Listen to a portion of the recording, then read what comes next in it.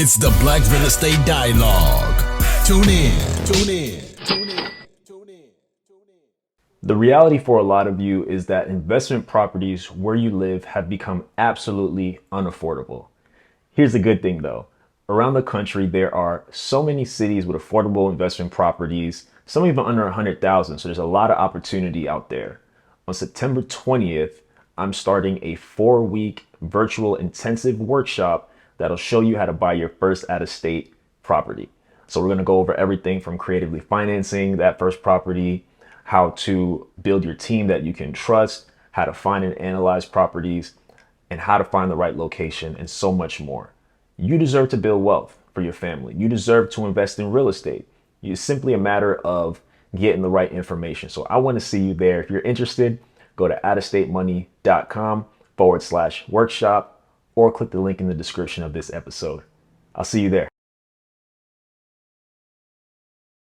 So I think it's an interesting structure because there have been similar type of companies who have raised money first, then invested. What's your thoughts on doing it that way versus having an asset and letting people participate in something that's already performing? Yeah, so typically what I've seen in the private equity space and development as well is that people want to get the biggest assets they possibly can. They want to raise as much money as they possibly can, put that to work, and then charge a fee on that for the next 5, 7, 10 years if it's a fund, or 3 years to 10 years if it's a development. And that works for some people. But typically that means that if you're an average person and you want to have access to being able to trade your money out, you're not going to, no one's going to be buying an unfinished development from you anytime soon. And if they do, they're not going to buy it from you for what you paid for it. Mm-hmm. So that could hurt a lot of retail investors. And that's what we ultimately don't want to do. We want to say, hey, look, you make money because the building does well and you get to compound it over time. And that's how you build real wealth. And so our thought process is, let's let landlords stay in the building. They sell us a partial share. We then take that partial share and then we give it out to everyone else. And we have an appraiser then value that, right? So it's not based on us. It's not based on the landlord. It's based on what the actual value of the building is. And then everyone gets to do well. So the landlord still owns some. So when a bunch of people buy in, the property value might go up because there's a lot more people that can actually have access to the real estate for once. That means that everyone that's in gets to go up as well. The other thing that happens is that the community for the first time is able to invest nearby. So it's a very different model where because you know there's value in your community, you can invest first, but also because it's on blockchain, it's international. So we could actually have people from Dubai or Thailand or or Lagos in Nigeria be able to invest, and everyone's side by side with each other. So because there's so many more people that can put in, now you get a chance to see your value go up, and you can see the value in your community go up without having to have any gentrification. That makes a lot of sense. So is the vision eventually for, let's say I'm a real estate investor, I have this $500 mixed use office, residential. Would I put it on the platform to get more investors for it? Is that how ultimately it'll work out? Yeah. So think of let's say you had $1 million building or a $10 million building, whatever. Mm-hmm. And you said, let's say if it was the same $1 million building for ease, you say, I want $100,000.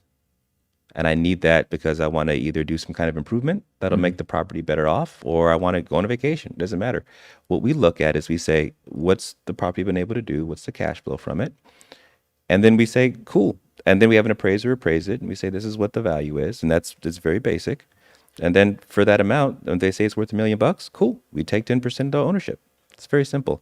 Then from there, anyone that buys into that structure. So essentially, as Copa, all we do is take a management fee that's very transparent. We don't do anything else. So for you know that you're getting some cash flowing assets, and that's going to grow over time.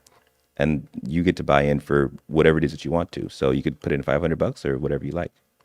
Got you. So ultimately it sounds like it's a platform where you're helping the developer or investor find a market of people who can contribute capital to whatever it is they're trying to do with the asset, more or less. And for that, obviously you need to be compensated. So that's kind of how you all will get paid. Yeah. So for helping to facilitate. Yeah. So we just think of that. We'd have a max of 2%, and then we go down from there, but a max of 2%.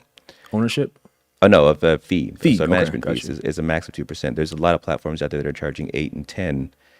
Wait, what? Yeah, there's a lot of platforms out there charging 8 and 10, and it's not even off of the net, which would be like the profit of the building. It's off of the rents itself, the gross.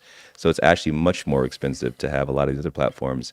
So we keep ours low and we keep ours very steady. And like I said, we go 2% and lower because we want you to actually be able to own the real estate. We don't want to talk like we're about democratization and then not actually do it. We want the word COPA actually means active participation in Yoruba, in Nigerian.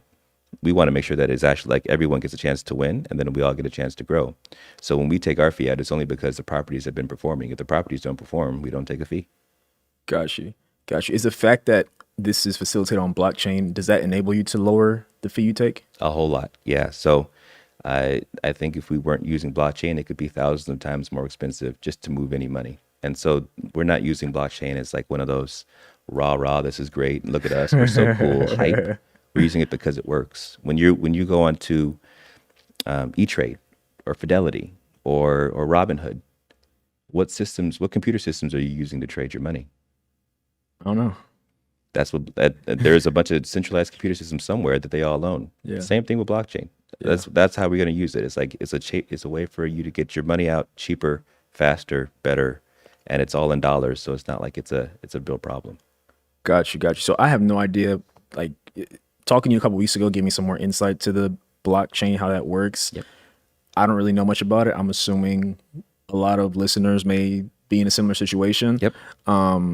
So just to recap for those who are listening, basically I can invest in a property on Copa's platform and it's facilitated through the blockchain. So let's talk about the blockchain. What does that even mean? And talk more about like the benefits. I know you talked about lower fees, but what is the blockchain and how does it help in this situation? Yeah. So it's really just like a computer system. At the very end of the day, just think of it as like a big computer system. So if you're on Facebook, you're on their computer system. If you're on Amazon, you're on their computer system. People have heard about AWS perhaps, or Microsoft has their computer system. Blockchain is a large computer system that's owned by no one. And so for that reason, it's a lot more scalable. There's no one company that can turn you off. There's no one company that says, here's what you have to do. But on the flip side, the fees are very transparent and they're much, much lower because you have a lot of different nodes that are now working together to make this computation work. And all you need when you're doing computation is, in terms of money transferring, can I move money from here to here? That's it. So either you could pay for Amazon to do it and they're going to upcharge you. You can pay for Facebook to do it. They're going to upcharge you. If you have to use a money transfer system like an ACH or a wire can cost you $20-30. An ACH can be, like I said, as low as 15 cents. But blockchain, because it does so much more and it's a lot more efficient, can do it for 0.0001 cent, right? So if you actually invested $5, all of your return would go to the fee, to the ACH fee. Whereas with us, we're going to make sure that you can there'll be money in your pocket, even if it's $5 worth. So for us, it's a really good use of a technology that makes things a lot more efficient and simpler. And the best thing about blockchains is that like the ACH system has no real incentive to upgrade, right? They've been doing this for a long time. They know what they have works. Their fees are their fees. They'll stay. Blockchain always is trying to get cheaper. It's always trying to get better. It's always more developers are always trying to get it to come the price down even more, which of course allows for us to then pass those savings on to our investors. Got you. So it sounds like the blockchain lowers your cost and it also lowers the cost for investors. Yep. And enabling them to invest with smaller amounts of money because they're not being charged so many fees. Exactly. Got it. And it's just a big scalable computer system. So basically when you do it, and then of course the other side of it is blockchain is very transparent. So anything that you do, you know for sure once something's actually written in the blockchain, you'll see there's groups like FTX that have gotten in trouble for being fraudulent. There's groups like Celsius. There's groups like Terra Luna. Those are all companies that did something that was actually fraudulent as a company, but the blockchain itself has never been hacked. Got it. That makes a lot of sense. So if I'm that person who invested like $1,000 and, I'm getting my quarterly payouts, where does it go? Does it go to my bank account? Does it go to some other system? I'm not sure. The reason I'm asking is I'm not sure like how the blockchain works. Like if it just puts it in my bank account or something. So basically, the way that we do it is we have it would go to your wallet, your crypto wallet. So the way that it works is there's this coin called US dollar coin, which is 1-to-1 with the dollar. It's 0.99999 cents to a dollar, and then sometimes it's a 1.0001, but it's basically a dollar. That's the faster, easier way of being able to transfer the money. That's why this blockchain works. But the money that you get in your account is a dollar. It's the equivalent of a dollar. You can then take that and trade that for a dollar in your bank account. But the way that it makes it much cheaper for transferring the money, it goes from the real estate, from our account, transfers out to you, it goes into your wallet, and then you change that. You can take that and reinvest it into real estate, or you can take it and transfer it for dollars, take it out. Up to you. What's up, y'all? Sam here from the Black Real Estate Dialogue podcast. Thank you so much for watching another episode. Definitely take a moment to subscribe. Make sure you like this video. Also, visit our website, blackrealestatedialogue.com, and follow on Instagram @Black Real Estate Dialogue. Talk to you soon.